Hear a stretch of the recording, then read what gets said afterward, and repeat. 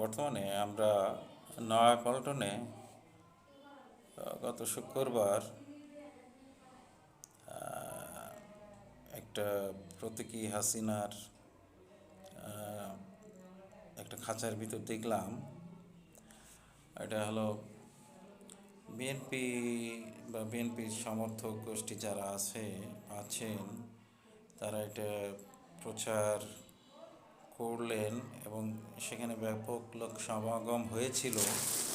কিন্তু বিষয়টা আসলে খুব ভালো করে খেয়াল করলে বা লক্ষ্য করলে দেখা যাবে যে বিএনপি যেটা চাচ্ছে বা চাচ্ছিল বা বিএনপি আওয়ামী লীগের প্রতি মাঝে মাঝে কিছু সহানুভূতি দেখাচ্ছিল, ওই প্রতীকী ওই জেলখানার ওই ছবিটা এটা নির্দেশ করে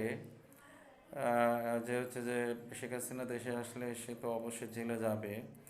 এবং বিএনপি যে মাঝে মাঝে যে সহানুভূতি দেখাচ্ছিল, এই ঘটনায় এটা আওয়ামী লীগকে বার্তা দেয় যে বিএনপি আসলে যে কথাগুলো বলতেছে বা বিএনপির নেতা বা নেতৃবৃন্দ যে কথাগুলো বলতেছে এটাকে সমর্থন বলে না।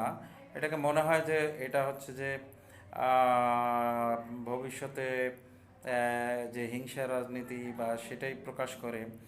এতে কি আওয়ামী লীগ বা আওয়ামী লীগের মতো একটা দল যারা নিজেদের খুব বড় রাজনৈতিক দল মনে করে, এবং এখন তারা হয়তো সেভাবে বড় নয়, কিন্তু তারা এটাতে সতর্ক হবে এবং তারা, আমি মনে করি যে তারা বিএনপির ওই অবস্থানটা দেখে তারা নিজেরাই নিজেদের মতো মতো করে ডিসিশন নেবে বা তাদের নিজেদের নীতিতে থাকবে বলেও প্রতীয়মান হচ্ছে।